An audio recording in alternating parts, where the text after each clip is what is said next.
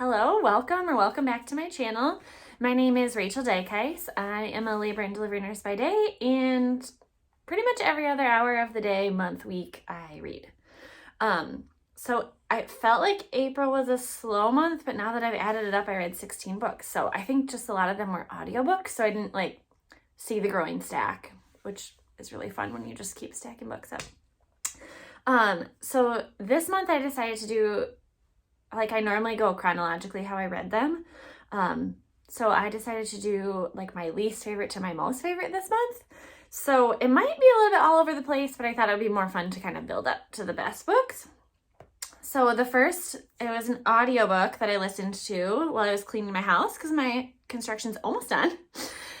So The Silvered Serpents, this is the second after The Gilded Wolves.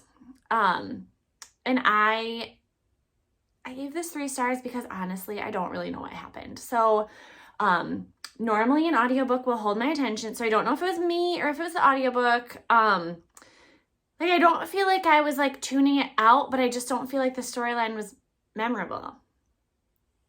So this is a heist book. It might have been me. I might have just been zoning out. So I think if there's another book in this series, I need to physically read it because I do think I like it. It's just I don't, once I'm done with it, I don't remember it at all. So, except that there's a heist, basically. So yeah. Then the next up the list is Hate by Tate James. So this is the Madison Kate series. So this is a reverse Harlem. So a girl who gets with multiple guys in the book. So again, if you don't like smutty, this is not for you. I gave this one 3 stars just because overall I liked it. It kept me interested. And there's a gang, the backstory is interesting. It interests me. The guys were confusing. There's 3 of them. And so that just kind of confused me. And then, I don't know, it was just a little bit tropey. The badass who the guys love so much. I don't know. Would I read another book in this series? Probably. So I don't know if I've just been real sassy when I've been reading romance lately, but then I will read another one that's 5 stars. So I don't know. It might just be me. Might be me, and these books don't mesh very well. Then I read, the next up is Beneath the Sugar Sky. So this is the 3rd in the Every Heart a Doorway series. So these are all novellas.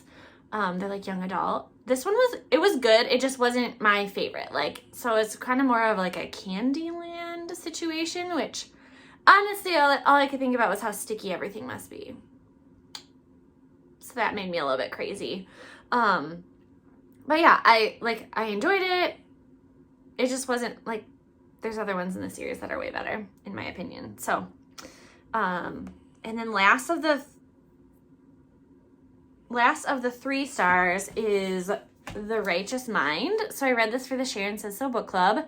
This is a hefty little book about morality, which is super fun.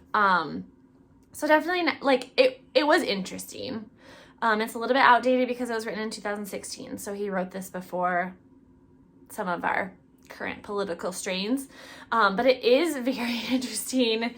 Some of the key points that I took away is that we don't actually base things off of reason as humans. So we have an instinct, and then we go around the world looking for information to back up that instinct, which is why if you fight with someone, you just kind of get further and further into your corner. You want to back up your ideas. And if you read articles, you can always be no, that doesn't make sense, and kind of get rid of the ones that don't support your personal theory. There was also super interesting information about how being a Democrat or a conservative is maybe something genetic. So it's you have genetics that kind of point you a certain way, and then obviously you can have interactions that change you. But you might lean a certain way just based on genetics, like even before nurture. So it was interesting. I more gave it 3 stars because it wasn't, like, the point wasn't always super clear. It can be relatively dry. And then we did do an author, like, meetup with him as part of the book club, and which is very interesting to hear an author, like, answer questions, especially on, like, the current state of political affairs. So there were different things that he said, like, necessarily would have changed, but, like, he would have talked about it more in the book if it had been like, happening. So yeah, if you like books on morality, this could be the book for you. So then going into my 4 stars, and these 4 stars are kind of across the board, like anywhere from, like, really would be like a 3.5 to like a 4.5 kind of situation. So Bridge of Souls is the 3rd in this, I forget what the girl's name is. So it's this, like, middle schooler who sees ghosts because she survived a near-death experience. Her best friend is a ghost. This book definitely got, like, scarier. So, like, death is chasing her and trying to kill her. And they're in New Orleans, which has a lot of history and is a little bit creepy, you know? So, yeah, it was good. It's very short. It's like 4 hours, I think, as an audiobook. So it's just like a quick little listen. Yeah, I like this. I like these books. And then I had The Stationery Shop, which very different genre, very different feel. So this is Iran in the, I think, 60s and 70s. So it's a love story between 2, like, adolescents and, like, misunderstandings and getting back together as adults I'm not gonna give the story away, but it was good. It was very interesting because I know very little about Iran, except for, like, the drama in, like, the 90s, 2000s, 2010s. So this was interesting. Yeah, I feel like every time I read a good historical fiction, I'm like, why don't I read more? But I also, I don't know.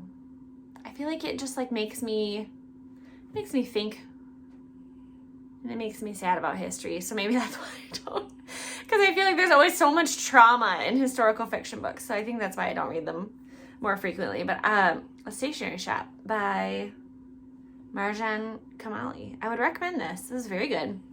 The audiobook was good. It was one of those that, like, I would, like, look forward to getting in my car and turning my audiobook on. So it was good. Then I read Down Amongst the Sticks and Bones. So this is the 2nd in the Every Heart a Doorway. So this is before the Beneath the Sugared Sky. This is a little bit more of, like, a spooky, like, vampire one. It's a novella about, like, where Jack and Jill, like, their world. I liked it. I feel like I can't give away much plot, but it was good. It was a nice little backstory for the first book, the Every Heart a Doorway. And yeah, it definitely, this one kept me, like, I was like, what? As I was listening. So it's a good one. Then I also finished what's the first one called? It's Arch Enemies. Renegades. So it's Renegades, Arch Enemies, and then Supernova. So the main character is Nova. So at the end of this book, I finally put together, Supernova, because they're superheroes. So this was a conclusion. It was good. It had a twist that I wasn't expecting. I thought it finished really well. I love Marissa Myers. I love her fairy tale retellings more, but this was still a good one. I liked all the characters. Very interesting. So 4 stars to that one. I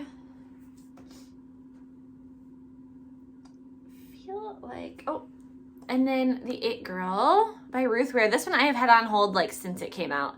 I love Ruth Ware. I feel like even if it's, I don't, like, some of them are like, it's not, like, the, like, most amazing thriller I've ever read, but, like, it keeps you reading. I like her. So this is about a girl whose best friend was murdered in college, best friend roommate. And so, like, 20 years later, the person who was convicted dies in prison, and it just brings up all of these feelings about like, did he actually do it? Is the murderer actually still out there? Spoiler alert, the murderer is still out there. So yeah. And then I do feel like she did a really good job of like I didn't actually suspect the person that did it. So that was nice. And the main character is pregnant, which I felt like they dealt with that pretty well too. Like, you know, not feeling good and being pregnant and all that fun stuff. So The It Girl by Ruth Ware, 4 stars. Then I read a couple physical books, so kind of catching up on my book of the month. Again, this is February of 2023, Georgie All Along. I had absolutely no idea what this book was about. I've just been, I've been kind of sticking to the romance section of the book of the month lately. I just feel like that delivers for me, especially in authors that I don't know. So it started slow. So it took me a little bit to get into it. I was kind of like, I don't know. Like, I liked the characters, and then she just really grows on you, which I feel like is kind of what the character does in the book too. So she grows on you.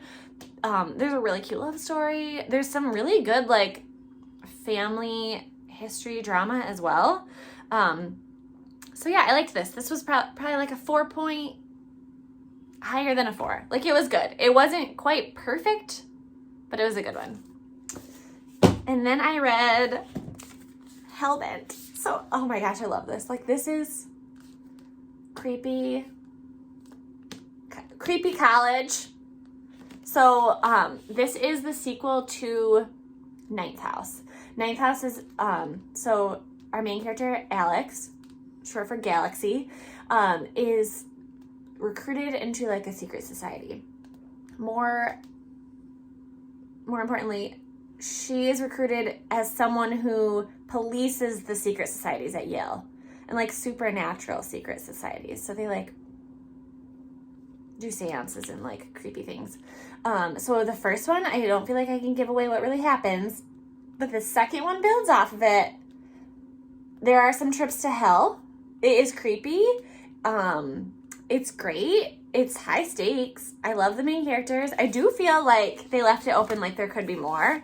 And I love the characters, so I would be very open to that. So this one, I gave it 4 stars. It wasn't perfect, but it would be like 4.8. Like, I love Leigh Bardugo. You should read everything by her if you like a little, like, kind of like dark magic is kind of what her vibe is. It's good. Then the next one would be this, again, when you go from favorites, you really flip through genres. So this is a nonfiction by Shauna Niequist. So I guess I haven't learned that yet. Shauna she writes like essays about her life. Sometimes from a religious perspective, like there's always God in them, but not all of them are. It's more about her life than about like thoughts on God. So she recently moved kind of pre-pandemic, like right before the pandemic, to New York with her husband and her children. So kind of talking about like going from like Chicago suburbs to New York and like the differences, how it can be amazing, how she doesn't like her body as she gets older. So it was just nice. I liked it. And she narrated it, and I love her voice. She's a great storyteller. So if you like nonfiction, just like a kind of a memoir it's not super deep. It's not necessarily going to like teach you a lot, but it's kind of like nice. I like that. Yeah, I don't really know how else to describe it. I love Shauna, and I will probably just read everything that she writes. I feel like her best one is Present Over Perfect. As a perfectionist, that one was very meaningful to me. So yeah, I love her. After that, I rated Open Book by Jessica Simpson as my next one. So I feel like Jessica Simpson is like she's super, super talented. But like, I don't know why she didn't take off quite like Brittany, etc. I wasn't going to listen to this, but it was available, and I was like, oh, why not? I'm kind of into celebrity memoirs right now. And it was such a good book. So I gave this one 5 stars. Oh, guess I haven't learned that yet, 5 stars as well. So that was kind of our switch to 5 stars. It was a great story. I loved the celebrity gossip because she slept with a lot of celebrities. I love the trash talking John Mayer because he's the worst. I don't think I had cable when the Newlyweds was out, but I like know of the show, right? Like, you know, the chicken of the sea. Is this chicken or tuna? Or is this chicken or fish? Whatever her quote is from that. And it's just very interesting to hear kind of the behind the scenes of all of that, and like how she, like, even though she didn't like really continue her singing career like as successfully, she's got like a $200 billion like empire or something ridiculous, just with like easily accessible clothing. It's just crazy. And it was interesting to hear the drama between like her parents and about her husband and her children. So it was entertaining. She read it. She is very open. She talks a lot about like weight and like perception of weight. And so there were times where she's like, you can read it, you can look at that. And like, sure enough, I'm just like Googling like these pictures, trying to figure out like what. And it is really amazing how she was probably like a size 4 and they're like telling her that she looks fat, which is absolutely ridiculous. But in the pictures, it's like, yeah, it does look a little like, not like frumpy, but like, I would not guess that you were a size 4 from these pictures. And it's just kind of shocking how just normal, like smaller than normal weight looks bigger on the camera. And it's just crazy, which makes me very concerned for the models that look like they're very thin. They're very thin in real life then, right? Okay, so then more 5 stars. So I reread probably one of my favorite books ever. So this is Uprooted by Naomi Novik. This is a like Russian fairy tale. It was not at all what I remembered. Like, I mean, there were parts that I remembered, but it's been a while since I read it.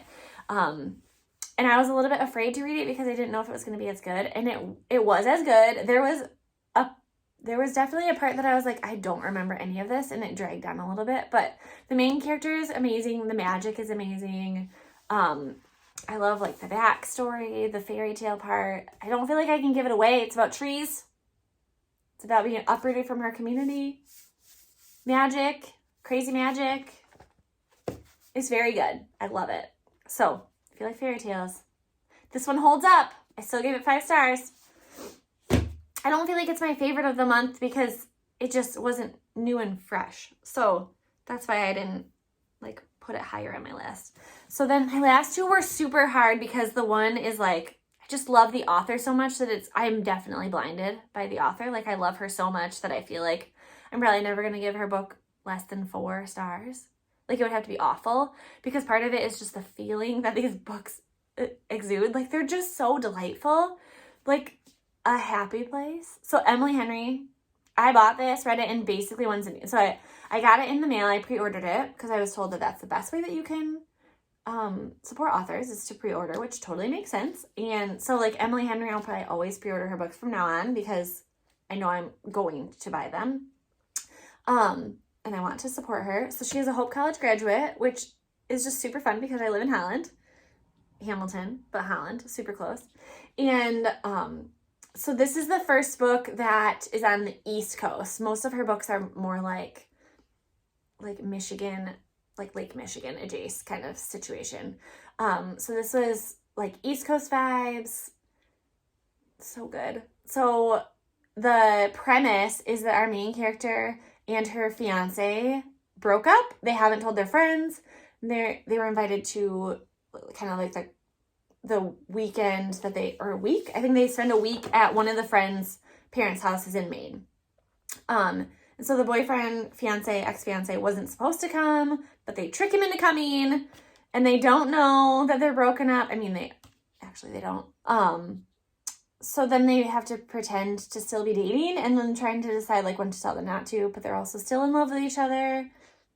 So there's like in the past kind of, and so you see like these friends like becoming friends, you see them falling in love, and then you see like why they broke up overlapped with like current day. So it was good. I gave it obviously 5 stars. it was just good.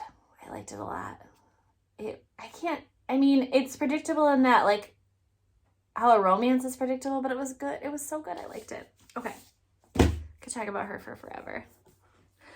And then the last book that I guess is my favorite book of the month, I did Local Woman Missing. So this is just a really, really good thriller. It was kind of a slow burn because I feel like you know that someone, like, these people are dying and missing, but you have absolutely no idea how they come together until right at the end. And then it's like, oh my gosh. And then, of course, yeah, it's just good. I don't feel like I can give it away. Yeah, you just got to read it. It's good. There's people missing, people murdered, and, like, neighborhood dynamics. It was good. Liked it a lot. I read it in just a few sittings because it really did keep me reading.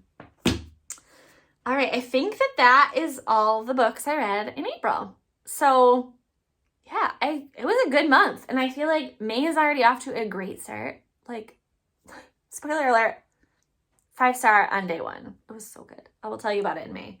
At the end of May. June. This is crazy. Yeah, so May is like probably my favorite month of the year because it's tulip time. So getting geared up for that. I dance tonight. I am a Dutch dancer. So I dance tonight, and then I dance Saturday, Sunday, Monday, Tuesday, Wednesday, Thursday, Friday, Saturday. Lots of dancing. So I took the week off for work. So I'm hoping to do other projects like landscaping. I have some, like, Shutterfly books I want to make. And then hopefully read a lot. So get May kicked off. Get some of my, I of course went to Barnes & Noble and I got other birthday presents and stuff too. So my TBR list that was pretty short got a lot longer again. So yeah, hoping to put a dent in that these next couple weeks. And I will see you like the first week of June. Let you know about my May reads. I'm excited.